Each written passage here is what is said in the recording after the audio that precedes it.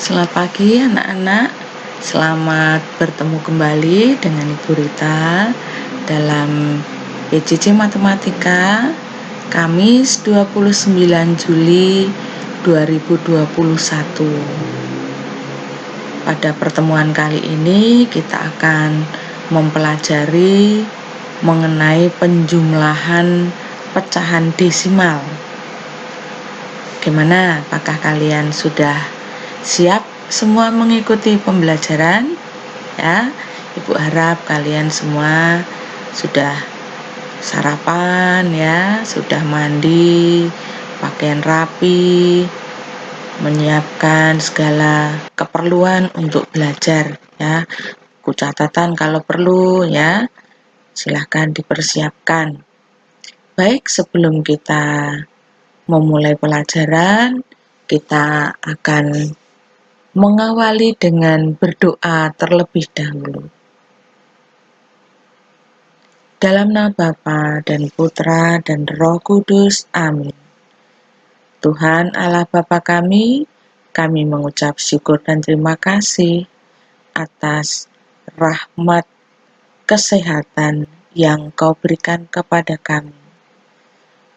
Atas istirahat kami malam tadi, sehingga kami dapat beristirahat dengan nyenyak dan pagi ini bangun kembali dengan tubuh yang segar dan sehat.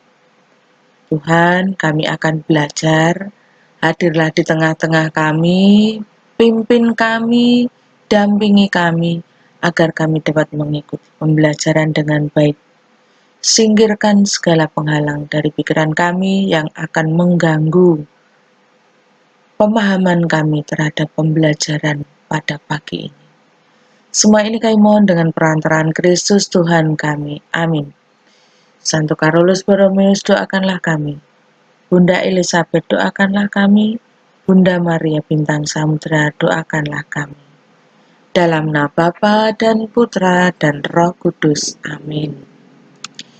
Baik anak-anak, pada pagi ini yang akan kita pelajari adalah kompetensi dasar 3.1, menjelaskan dan melakukan penjumlahan dan pengurangan dua pecahan dengan penyebut yang berbeda. Dengan indikator menjelaskan tentang pecahan desimal, menjelaskan cara menjumlahkan dua pecahan desimal. Dan tujuan pembelajarannya, melalui penjelasan guru, siswa dapat menjelaskan tentang pecahan desimal dengan benar. Dan melalui penjelasan guru, siswa dapat menjelaskan cara menjumlahkan dua pecahan desimal dengan benar.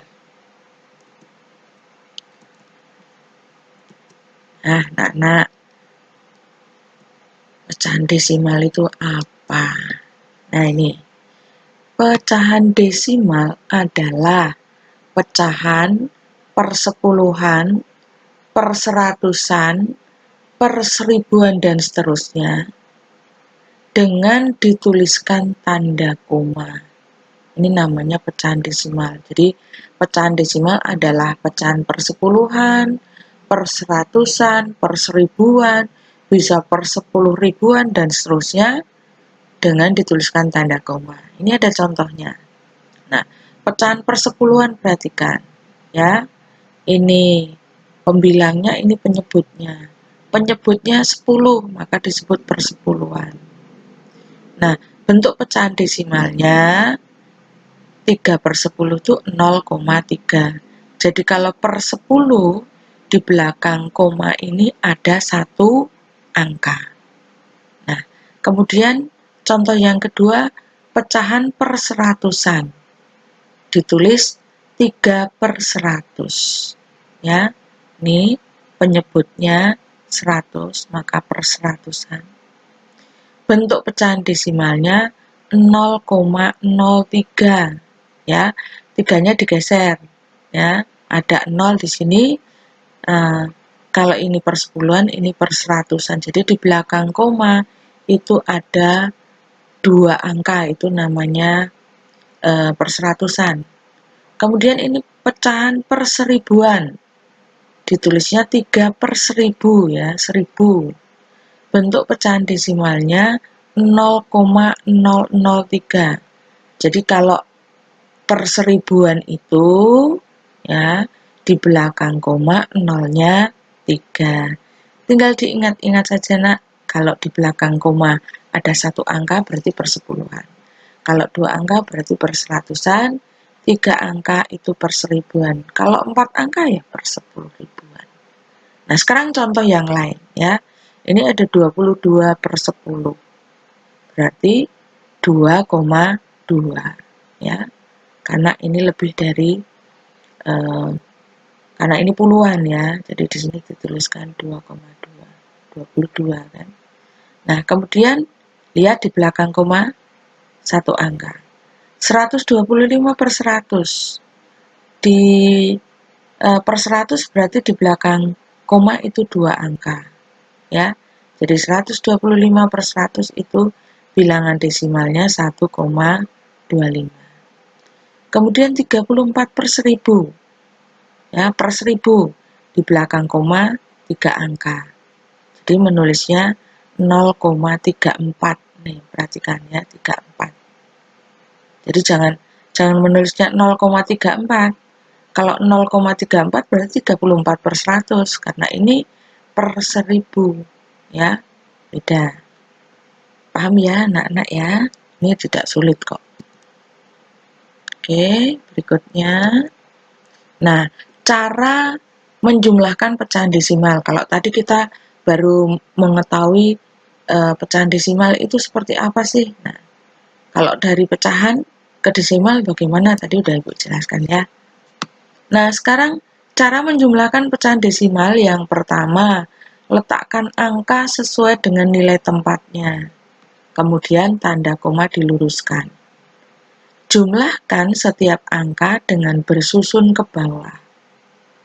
Setelah menjumlahkan, jangan lupa untuk memberi tanda koma pada hasil penjumlahan. Oke, untuk memperjelas kita lihat contohnya. Contoh ya. Nah, di sini soalnya 0,34 ditambah 0,23 sama dengan berapa? Nah, perhatikan. 0,34 ditulis begini, lalu 0,23. Lihat ya, tanda komanya harus lurus sejajar. Nah, baru kita jumlahkan. 4 ditambah 3 itu 7, 3 ditambah 25, lalu komanya turunkan, 0 ditambah 0 itu 0. Jadi hasilnya 0,34 tambah 0,23 adalah 0,57. Nah, ini ya, tanda koma harus lurus sejajar. Ya. Baik, yang kedua, contoh soalnya 0,52 ditambah 0,256 ya. Ini per 10, ini per 100, ini per 1000. Nah, nyusunnya bagaimana? Perhatikan ya. Ini 0,52, 52. Ini 0,256. Perhatikan ya, sesuai nilai tempatnya ya. Nah, nilai tempatnya ya. Kemudian dijumlahkan. Ini sama dengan 0 kalau kosong dia. Dijumlahkan 6, 2 tambah 5, 7, 5 tambah 2, 7, 0 tambah 0, 0. Tanda komanya lurus. Nah, oke. Satu lagi ya. 0,8 ditambah 0,3 sama dengan berapa? Nah, ya seperti tadi penulisannya diatur, tanda komanya diluruskan, lalu dijumlahkan. Nah, ini 8 ditambah 3 itu kan 11. Lalu tanda komanya di sini. Nah, tolong ya anak-anak nanti kalau menuliskan itu jangan sampai tanda komanya tidak lurus. Kalau tidak lurus sudah berbeda loh ya. Ya, ini per 10, ini per 10, ini per 100. ya. Jadi tolong diperhatikan, sebenarnya ini tidak sulit, hanya butuh ketelitian. Baik anak-anak, nah kalau tadi kita sudah mempelajari apa itu pecahan desimal, kemudian letaknya ya, dari pecahan biasa lalu diubah ke pecahan desimal tadi kalian sudah memperhatikan, dan juga ibu sudah memberikan contoh soalnya. Sekarang kalian akan mengerjakan latihan soal ini dari e-book matematika halaman 13. Ini soalnya ya, ingat-ingat disusun ke bawah, kemudian tanda koma dengan komanya ini lurus ke bawah ya, supaya tidak salah dalam menjumlahkan. Nah, dikerjakan di buku latihan. Oke, ya.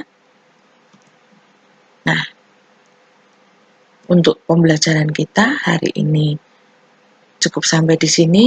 Apa yang dapat kita simpulkan bahwa penjumlahan pecahan desimal, langkah pengerjaannya dengan meletakkan angka sesuai dengan nilai tempat dan meluruskan tanda komanya. Oke anak-anak, jadi ini yang kita pelajari hari ini. Cukup sekian pertemuan kita. Mohon anak-anak sungguh-sungguh dalam mengerjakan tugas.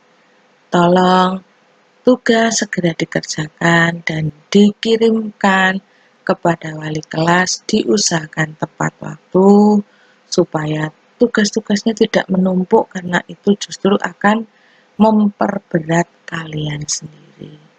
Itu saja yang dapat Ibu sampaikan dalam pembelajaran kita kali ini. Mari kita tutup dengan berdoa. Dalam nama Bapa dan Putra dan Roh Kudus. Amin.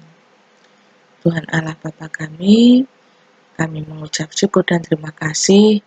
Kami masih boleh belajar bersama ibu guru kami meskipun secara virtual. Tuhan, semoga apa yang telah kami pelajari dapat kami terima oleh akal budi kami, pikiran kami dengan baik, sehingga kami dapat menyelesaikan apa yang menjadi tugas kami dengan teliti. Semua ini kami mohon dengan perantaraan Kristus Tuhan kami. Amin. Dalam nama Bapa dan Putra dan Roh Kudus. Amin. Sampai jumpa anak-anak dalam PJJ selanjutnya.